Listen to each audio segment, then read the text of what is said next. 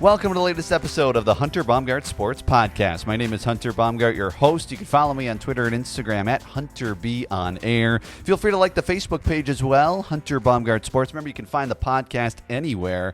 Well, not anywhere, two places, YouTube and SoundCloud. You can watch on YouTube, listen on SoundCloud. Simply search Hunter Baumgardt Sports Podcast and feel free to subscribe as well. Today, super excited to talk to a person I've gotten to know better and better in the radio industry, and you know him from Milwaukee radio and now national radio. It's Bill Schmid, and I'm super excited to talk about kind of what these last 7 months have been like for him. He has a new national show, which we'll talk about, and where he's doing that from. He's doing that from home, so we'll kind of talk about doing a show from home, and then of course some Wisconsin sports topics. Like I said, he spent a couple of years, or near a couple of years at least, at the Fan in Milwaukee. Now he works for the Game in Milwaukee, so we are going to talk about all that stuff and talk about the Bucks, Brewers, and the Packers 4-0 start. So let's get to Bill Schmid.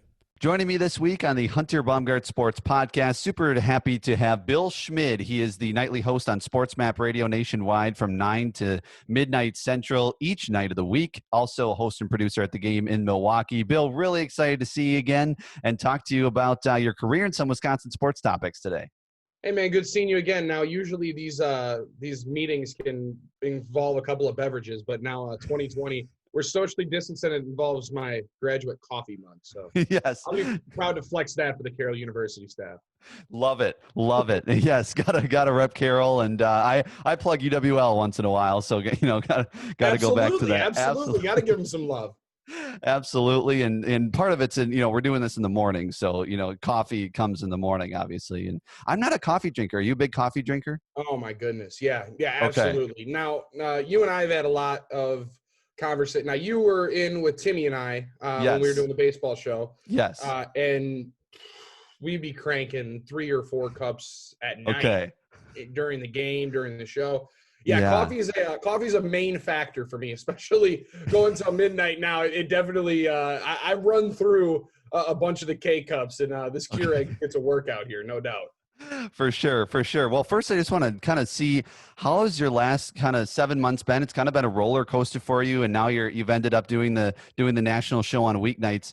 Just kind of tell us what it's been like these last 7 months for you.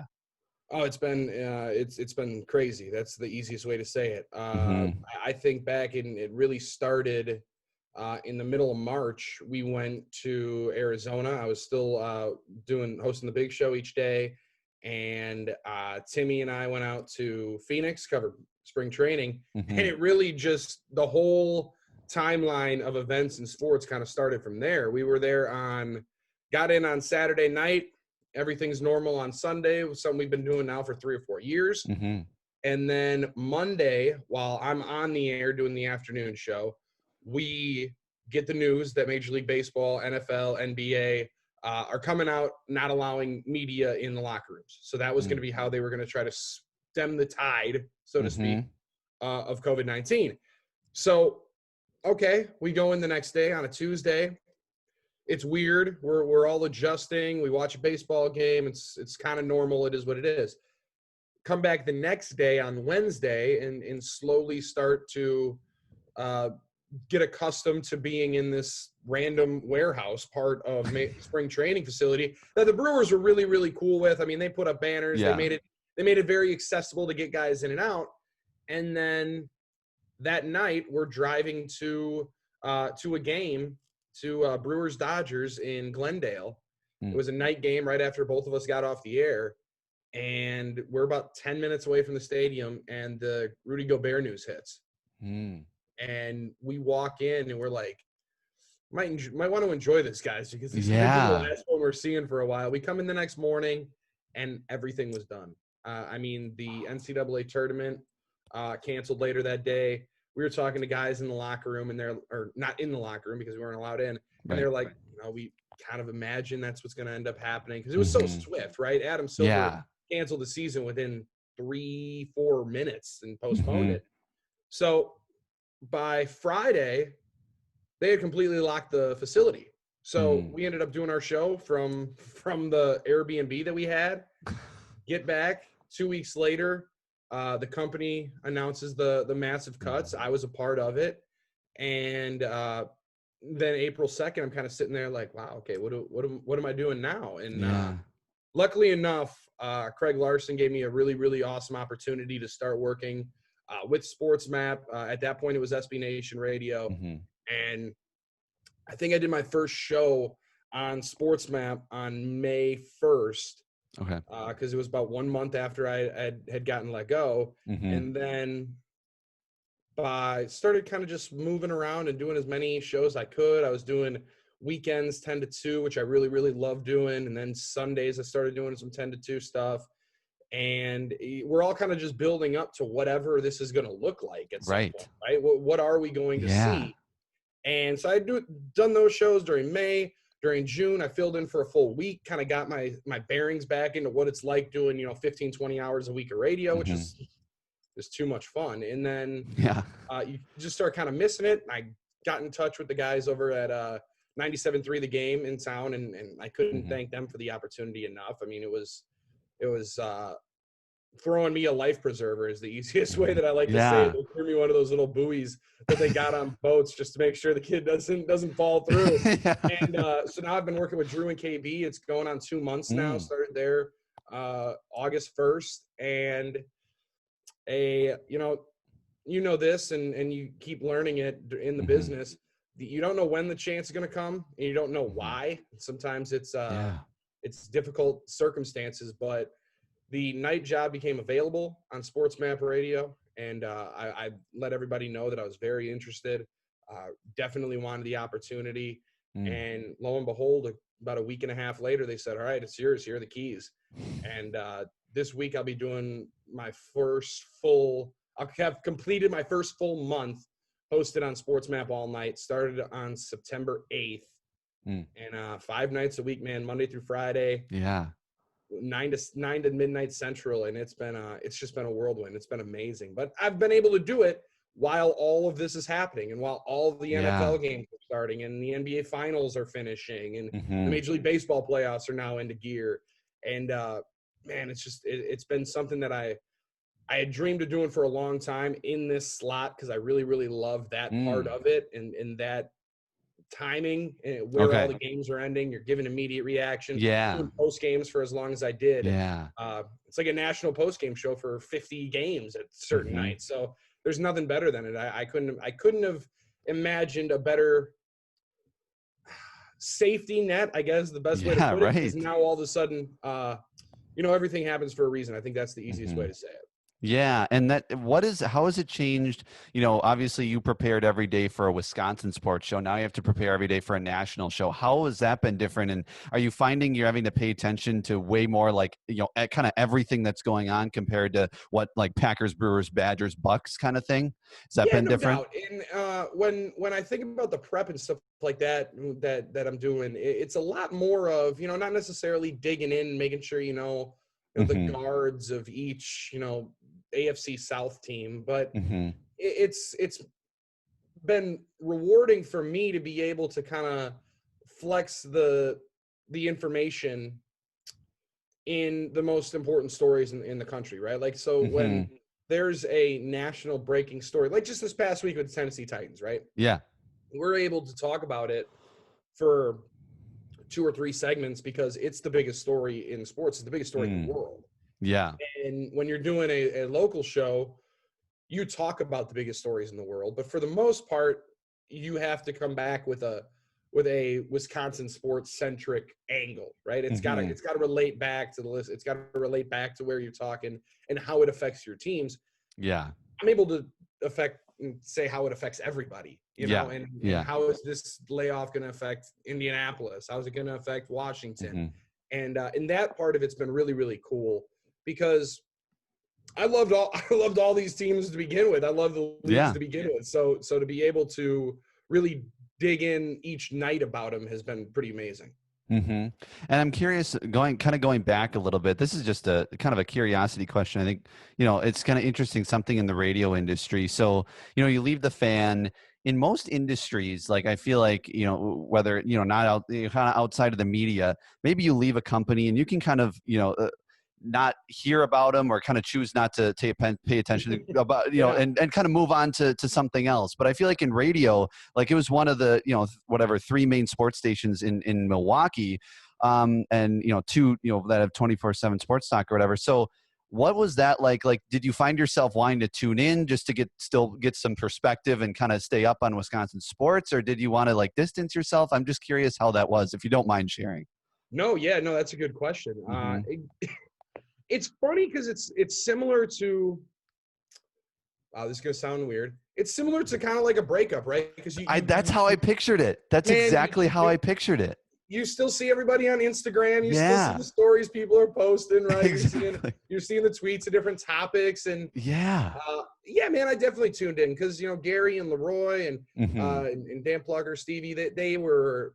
I mean, we spent so much time together that it kind of becomes ingrained in you. And when a big story comes up, it was one of those things like when Jordan Love gets picked. Yeah. Immediately, I kind of want to know what those guys are thinking, right? Yeah. I would be thinking right away of, how we would be talking about it. And so the first couple of weeks were kind of tough in that angle. But, I think the biggest reason why it wasn't as, I don't know how to say this, but it wasn't as like heartbreaking of a feeling was because I knew there were people in a much bigger and in much more damning situations than I was, right? Like, I mean, you and I have been talking about this for a long time that, this is really all we've ever wanted to do. Yeah. And there really wasn't much of a plan B. Right. However, once there's about 12 jobs in a city for this business, right? It's not like many other industries where, you can just go and work for another company. There's about 12 good jobs in the city, hosting and being on as much as you can. And when you lose one, immediately that kind of gets tagged to you like, well, why'd you lose the last one? And after about a week of really, kind of self-scouting, to use a football term, and talking to some people that I really trusted, there was nothing you could do. It was something that the whole company was cutting. It was something that the entire country was dealing with. And, I just I couldn't sleep well at night realizing and thinking that I was, heartbroken and being all angry and frustrated when, people weren't able to say goodbye to their loved ones. And then, at that point in time, people were sitting in ICUs and not talking to anybody for weeks at a time. And, we are getting better. We're progressing as the country and getting away from where we were at that point. Cause it was a scary couple of months, man. And, for me, it was just one of those, real quick reality checks. Like, I know you're hurting and I know this is frustrating and it still does. It still stings at certain points. You point back to like, man, I wish we were doing this. I wish we were doing that. Something wouldn't have happened. The NBA finals start going through. But for me, it was just realizing that there's a lot more hills to go, a lot more things to climb, a lot more opportunities to take. And when I got into the business, it was, doing national radio and being on TV, calling games. That was always, just in my mind. That was what I was going to do. And when it kind of gets taken away from you quickly, you start to realize and think like, what did I do wrong for it? What did I, do to stop this from happening? Frankly, man, there was nothing anybody really could do. It was the nature of the beast at the time. And you just kind of roll with the punches and see what happens next. And, thankfully some really, really amazing opportunities came next with SportsMap. Exactly. Bill Schmid joining me on the Hunter Baumgardt Sports Podcast. You can follow him on Twitter at Bill Schmid Radio. He's the nightly host on SportsMap Radio, 9 to midnight Central, and a host and producer at The Game in Milwaukee. I do want to say, tell us a little bit about your position with Drew and KB over there at The Game in Milwaukee, because obviously you've stayed in touch with Milwaukee sports fans and have been able to do that there at The Game at 97.3. So tell us a little bit about that position and where he can find you kind of there. Well, that's been amazing. iHeartRadio app, man, is the easiest. That baby's all over. Number one in podcasts, number one in live streaming. So it was cool to get involved with those guys over there and right out of the gates. And I mean, I said they threw me a life preserver, and that's kind of how it's been, right? Like Yeah. in the industry and in this business, a lot of times you meet more people who are not possessive to say it in that way, but Mm-hmm. a lot of people are kind of slow to trust somebody else with their baby, right? And to Mm-hmm. allow somebody else in to kind of take over and be a part of and mesh into what they had doing. Because, they got Yeah. something good going, and they've been together now for a Mm-hmm. few years already. And for them to, welcome me in and try to have me boost the show and be a part of it and kind of create new angles to it. It's been pretty amazing, and they're super fun guys, and Mm-hmm. we've all really, really worked well together so far out of the gate. So 3 to 6 in Milwaukee is when we're on, and the Milwaukee sports angle of it, I've kind of always found myself believing that whatever I was doing, wherever I was, Mm-hmm. I would still find a way to be, a presence with Wisconsin sports, because Mm-hmm. I'm always going to cheer for the Pack. I'm always going Yeah. to be loving the Brewers and mad when they lose to the Dodgers in 2 games where I thought they could have won a couple of those. But Yep. you're still sinking the teeth into it. So having a chance to talk about it is, it doesn't get any better than that. So any opportunity that I was able to get back in, it was pretty amazing. And for it to be at that time in that window was really rewarding too. Exactly. That's what I would assume. So, last question about your career, and then we'll kind of get into some Wisconsin sports topics. So you're doing your SportsMap national show like from your house. What has that been like? Because people, they picture, oh, you're on a national show, you go into the studio every day. That's not how it's going, especially in 2020. So, what has that been like?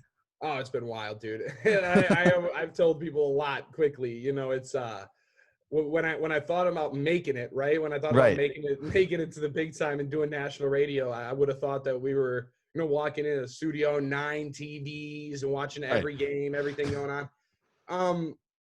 But it's one of those experiences that, it's 2020. What else are you going to say, right? Yeah.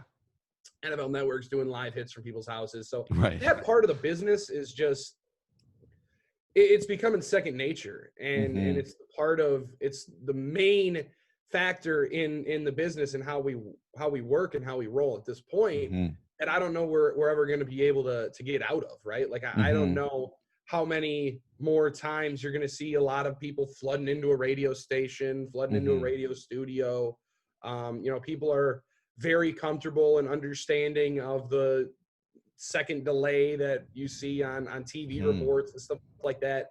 But for me personally, I think the biggest challenge is it's the same challenge that people are having, being an accountant from home or working in HR from home, is you got to make sure that you're working, right? Like you got to make sure you have like your headspace into work, not of like, oh, maybe I could, change the laundry, or I could, be having a slow cooker going and getting dinner ready. Like that part of it is fun to me. So I kind of have a section of the house that I come to. I really don't come in here unless I'm working. Got the computer, got a TV where I can watch games and stuff like that while we're on the air and discuss about things like that. So it's a slow transition. And obviously I hope that it's not, the permanent way that I'm doing the show, permanent spot. I'd love to make sure that I keep this for as long as I can, a little bit longer than the last one.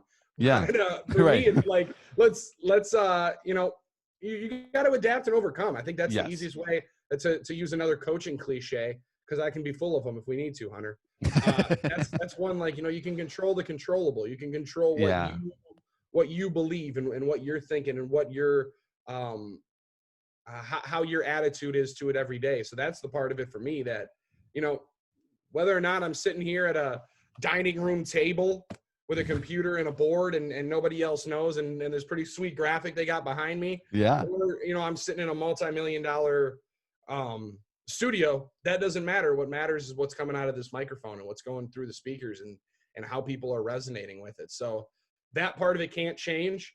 And that's been the part that's been fun, also challenging, but mostly fun, because it definitely flexes some different angles of your work and makes you think about different things while you're on the air. That's for sure.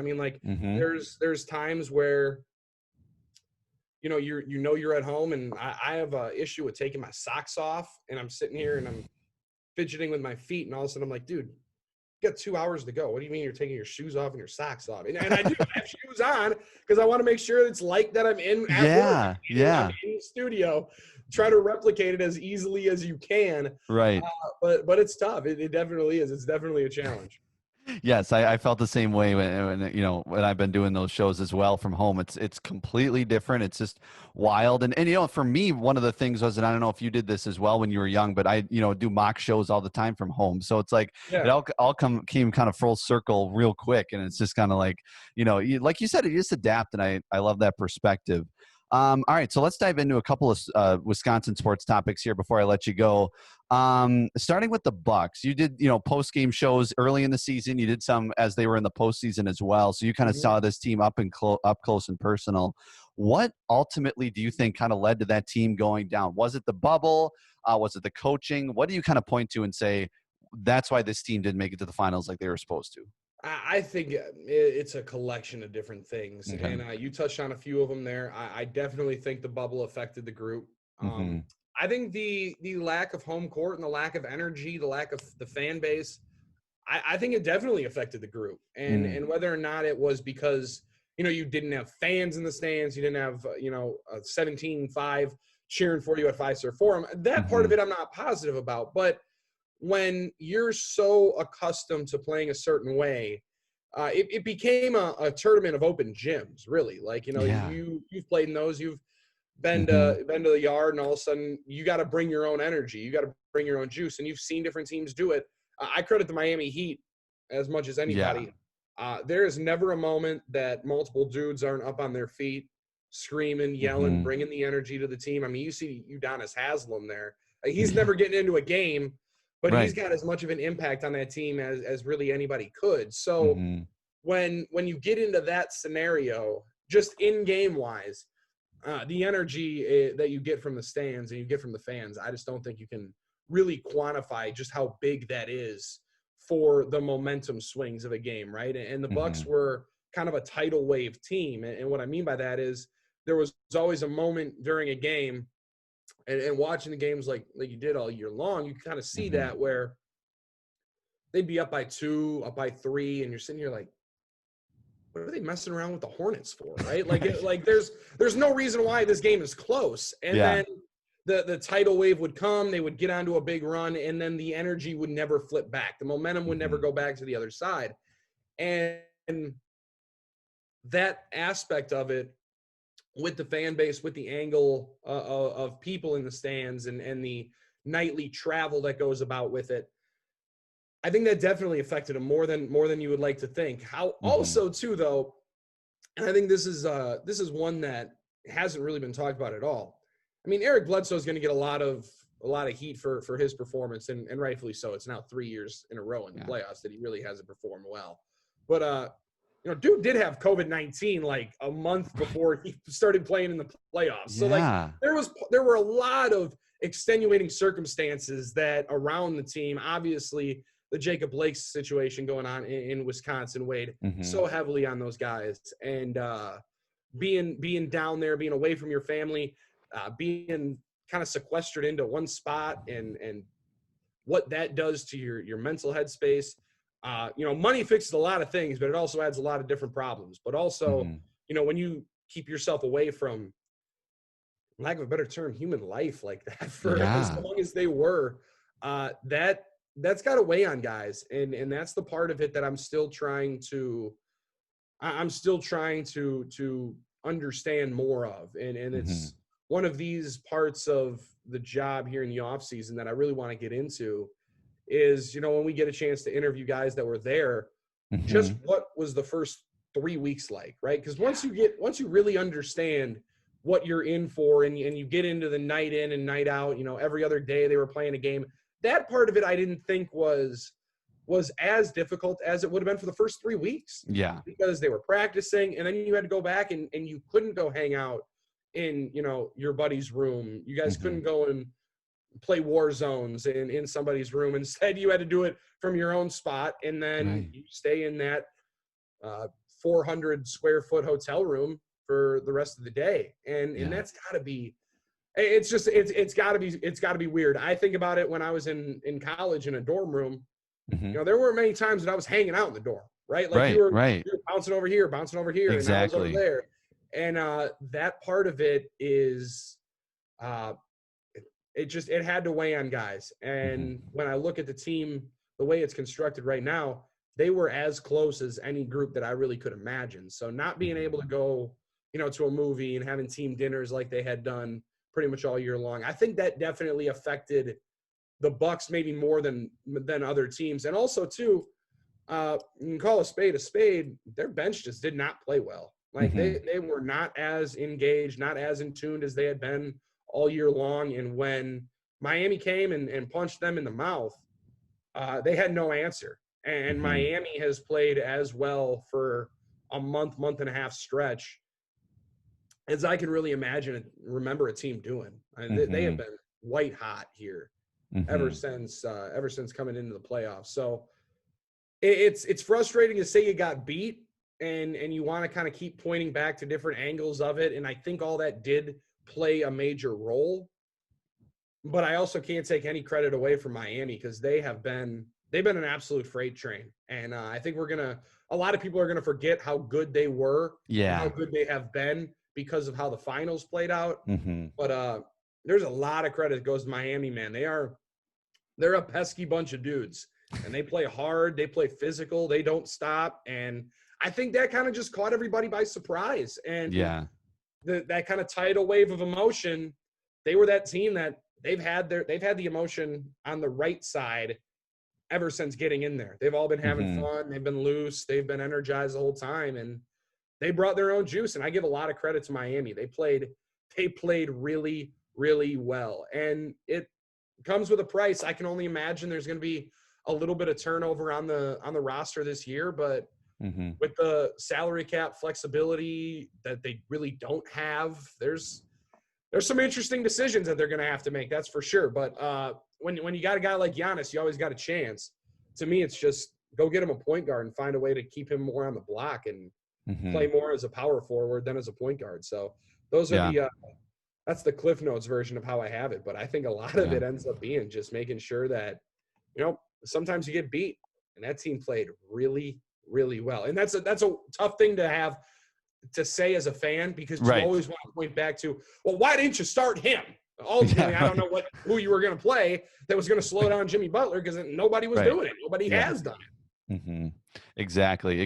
And that's and you know, getting back to the mental aspect is like the fact that the Lakers and Heat have gotten this far and have been able to play this hard and, you know, have the energy now that we're seeing out of these players. It is definitely impressive. I do want to talk about the Brewers here quick, because you were in spring training, like you said, and what did you think coming into this year? Obviously 60 games is way different than 162, but what did you think of the moves that Stearns made over the offseason? Because there was a lot of moves that, you know, a lot of like these 1-year deals that kind of see what these guys would do, and not a lot of them panned out, especially on the offensive side. So what did you have this feeling that maybe the offense was going to be not so good this season when you were in spring training, or were they worse than you thought they'd be? Yeah, that's a tough question to say, because I didn't you know, I expected them to be about a 500 ball club, and when you make the postseason back-to-back years and you have an MVP candidate like Christian, who, I mean, you got that guy in your lineup, you got a chance to win every single game. I mean, he is that talented, he's that good.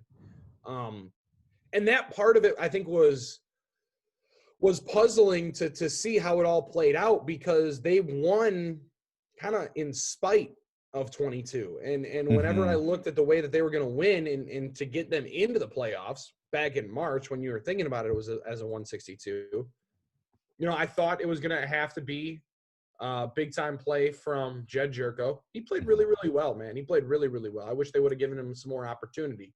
Orlando Arcia did exactly what you kind of wanted to see him do, and respond positively to the competition they brought in with Luis Urias. Yeah.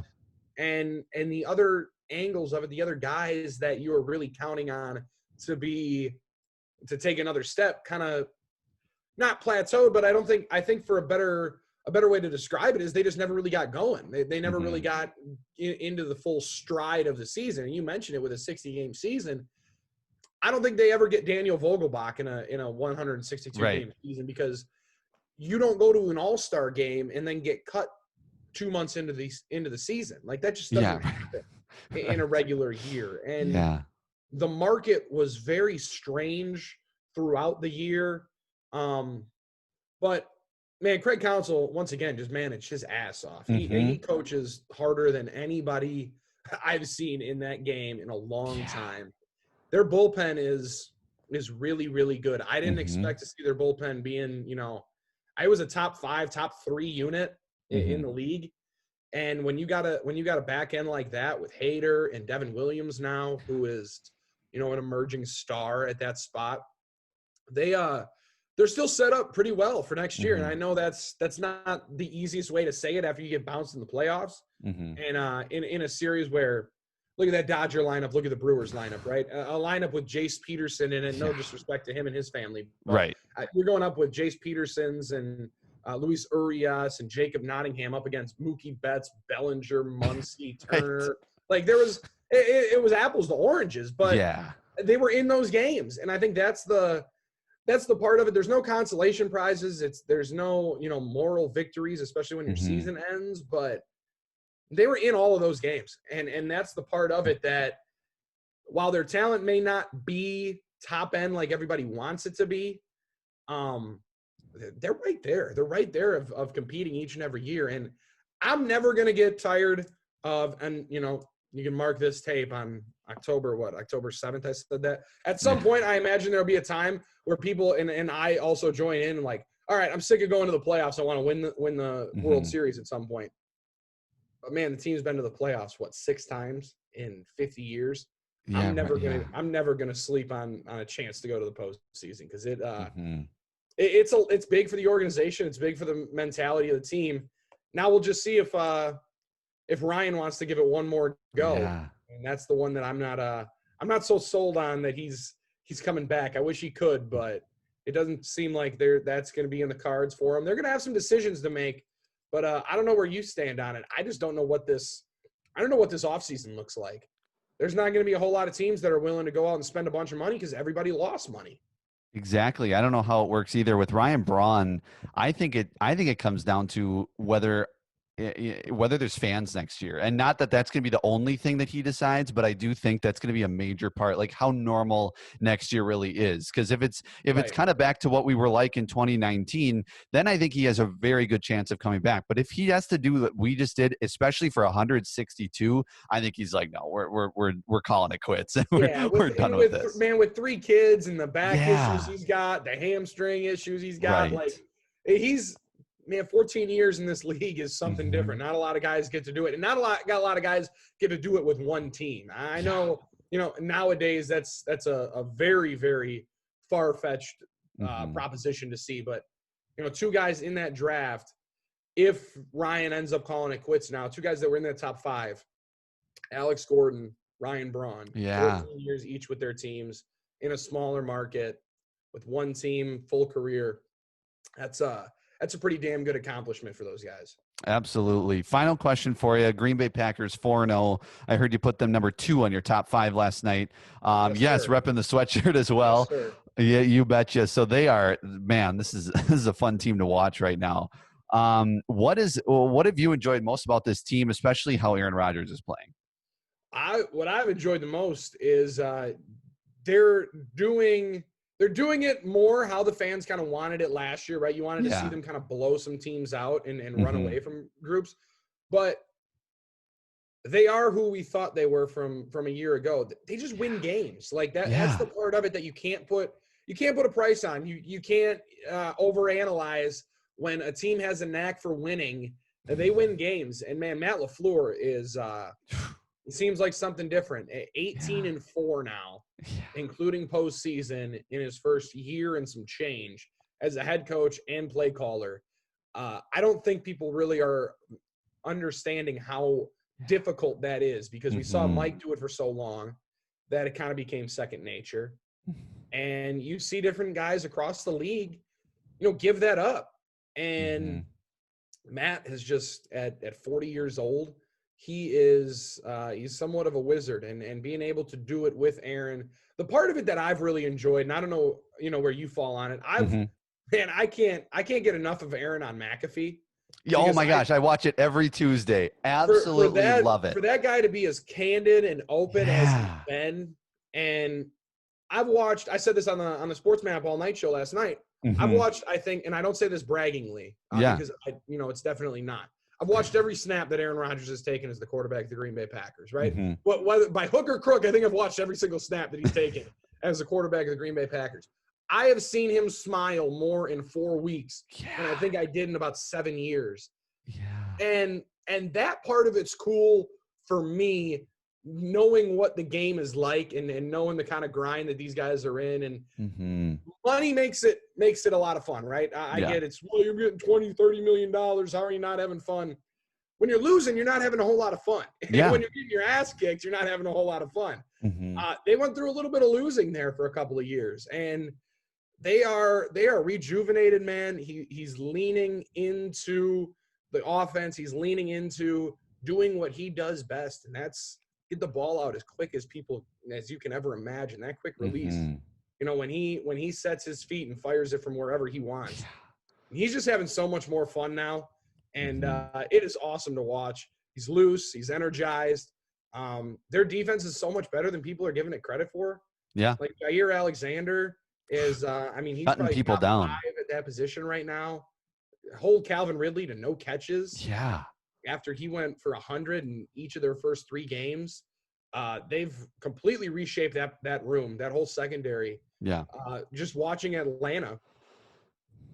Think back to 2016 when Ladarius Gunter was your number 1 corner, trying to cover Julio Jones for a chance to go to the Super Bowl. Now you got first-round pick here, you got first-round pick there, you got first-round pick in the back, you got Adrian Amos, who you gave $28 million to, and they put their money where their mouth was on that defense, and they won. They hit big. So I love Z. I think Zadarius Smith is one of the coolest guys in the league, and I don't know how people don't love watching him in a Packer uniform. Like there's so many good parts of the group, and the way they're playing downhill, running the ball. It's there was a lot of conversation as to, will Aaron want you to throw the ball that well, or throw the ball a few times and run it more? No, we're out of this realm where running backs are only going to run the football out of an 8-yard stance in a single back formation. That just doesn't happen anymore. You got to be able to do it all, catch the ball out of the backfield. They hit Jamal Williams in cover 2 on just a clear gut shot. Yeah. Squeeze it in between the safety and the corner. There aren't a lot of wide receivers that make that play as cleanly as Jamal did. And like that part of it, they're utilizing the skill sets of every single guy in that room. It's amazing to watch. I think they're a scary, scary group, man. And when and if I should say, because I think it's going to happen either this year or next, they're going to get one of these NFC title games at home, like Aaron's been talking about, after each one they've lost. And I think that's one of the main keys is get these boys at home, get them here in January, and then we can finally see Aaron in the big one more time. Because 10 years, man, we got to get him back to one of these things, because I don't know how much longer it's going to be. And I've just loved his candidness. Him on McAfee yesterday saying, my down years are career years for other guys. I said, man, talk your shit, man. Come on. Give me some more of that. Keep coming in with it, because people have been needing to hear it for a while. Well, and just that show, and immediately when they announced that he was going to be there every Tuesday, and I thought, man, they are going to get some great stuff out of him, because he's so comfortable with AJ Hawk and Pat McAfee on there. He's just 2 guys that are fellow players, and he just it's different than us, reporters or radio hosts or TV people interviewing him. It's just different. It's just like you can just basically you're a bird on the wall or a fly on the wall for a conversation. Well, and too, I've always thought this, and in the conversations having with different athletes and stuff like that, pro athletes have a real good BS meter, right? And they can kind of tell when you're full of it. They can kind of tell when you're playing somebody, and when you're kind of being a phony, for the lack of a better term. And you're right. There's a great chemistry there. Everybody's loose. AJ's smoking while he's on the show. So I know. everybody's fired up. Everybody's having a good time. Exactly. Well, Bill, really appreciate the time today. It was great to talk to you again and talk about your new stuff with SportsMap and all these Wisconsin sports topics as well. So really appreciate the time. Great to talk to you. Thanks, dude. I really appreciate it, man. Good hearing from you. And remember the free SportsMap Radio app, the easiest way to find us. Absolutely. 9 to midnight Central every night. Thanks, Bill. Thanks, Hunter. Appreciate it, brother. That is Bill Schmid. You can find him on Twitter at Bill Schmid Radio, and of course on his national show on every weeknight on SportsMap Radio from 9 until midnight. And you can find that on the SportsMap Radio app. And great to talk to Bill again. I gotten to know he's been awesome as kind of a mentor for me in the business. As he mentioned, I job shadowed with him and Tim Allen when they were doing the Brewers postgame show on the Fan, and was able to talk to him a couple of times since then and kind of keep in touch. And while these last 7 months have kind of gone for him, and obviously it's been a roller coaster for him as well. And so just been a fantastic guy in the industry, and absolutely loved catching up with him and talking about what his last year has been like, and some topics as well with Wisconsin sports talk as well, with Brewers and Bucks and the Packers, who we should all be excited about. Another big win against Atlanta on Monday. They now have the bye week until then. They face Tom Brady and the Buccaneers coming up on October 18th. So looking forward to that. Thanks so much for watching or listening. You can watch on YouTube, listen on SoundCloud. Simply search Hunter Baumgardt Sports Podcast. You can follow me on Twitter and Instagram at HunterBOnAir. I'll give you all the updates on the podcast there. You can also like the Facebook page, Hunter Baumgardt Sports. Until next time, have a great week. If you're in the Wisconsin area, it's got some nice weather going. You can see the sunshine kind of behind me, so enjoy the nice weather. It might be the last week of real nice weather we have for the year, so enjoy it, and I'll talk to you next week. And as always, stay positive.